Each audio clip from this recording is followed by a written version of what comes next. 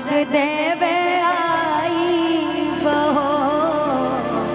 यही छठ पूजा में एगो बाझिन माई के घाट पे जाके माई से कहता है, माई अब की बार अगर हमार मनोकामना पूरा करबू तो अगला बार हमहू कोसी भरब और हमहू छठ करब। हाय भैया, छठी माई के घाटबा पे आजन बाजन बाजा बाजावाई बहो। छठी माई के घाटिया पे आजन बाजन बाजा बाजावाई बहो। गोदिया में होई है बलका बाता आरग देवे आई बहो। गोदिया में होई है बलका बाता आरग देवे आई बहो। छठी माई के घाटबा पे आजन बाजन बाजा बाजावाई बहो। गोदिया में होई है बलका बाता आरग देवे आई बहो। गोदिया में होई है बलका बाता आरग देवे आई बहो।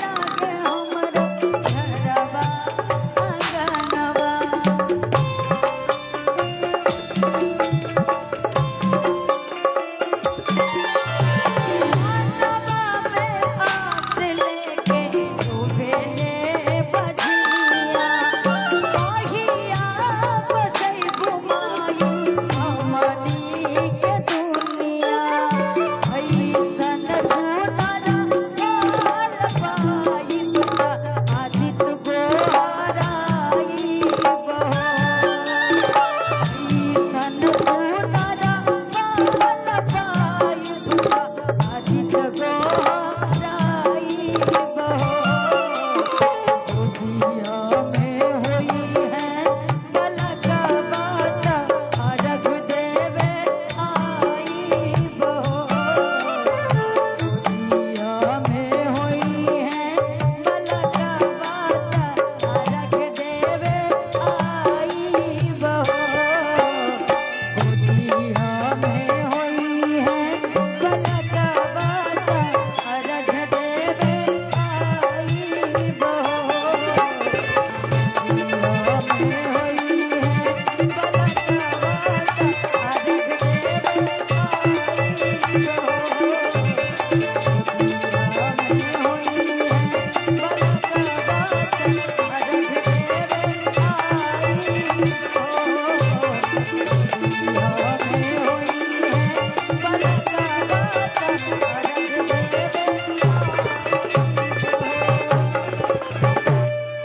बोले छठी मैया की।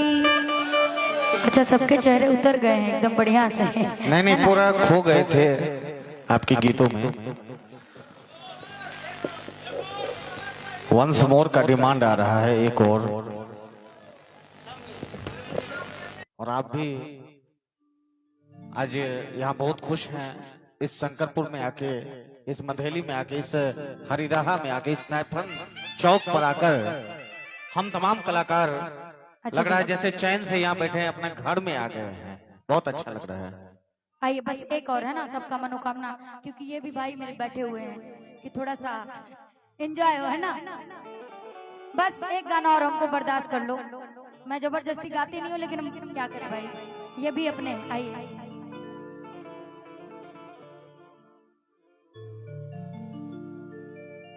छठ माई के गौरव बरातिया भोरा हरी में 4 बजे किसैया लेके चली हैं माथे पे दौड़वा भोरा हरी में 4 बजे।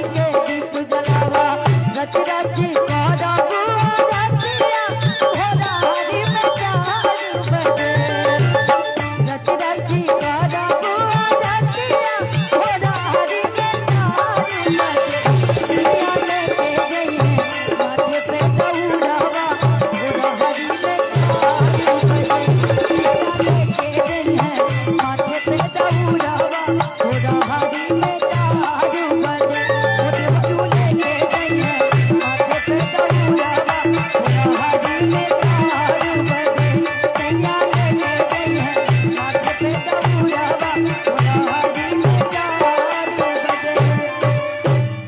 बोलिए छठी मैया की बहुत बहुत धन्यवाद हमको बर्दाश्त करने के लिए। और हमारे जितने यूट्यूबर भाई हैं क्षमा चाहेंगे, ठीक है, जितना मिले उतने में खुश रहिए, कोई नहीं होता है। बिना कहे एक ताली भी अनगिनत ताली के बराबर होता है।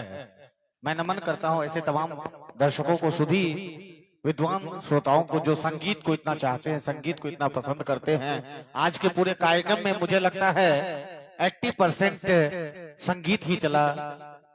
ऐसे तमाम सुधी दर्शकों को प्रणाम करता हूं और कहते हैं कि हिंदुस्तानियों को नशा चाय की प्यालियों में आता है। दोस्तों, हिंदुस्तानियों को नशा चाय की प्यालियों में आता है, लेकिन एक सच्चे कलाकार को नशा तो सिर्फ जो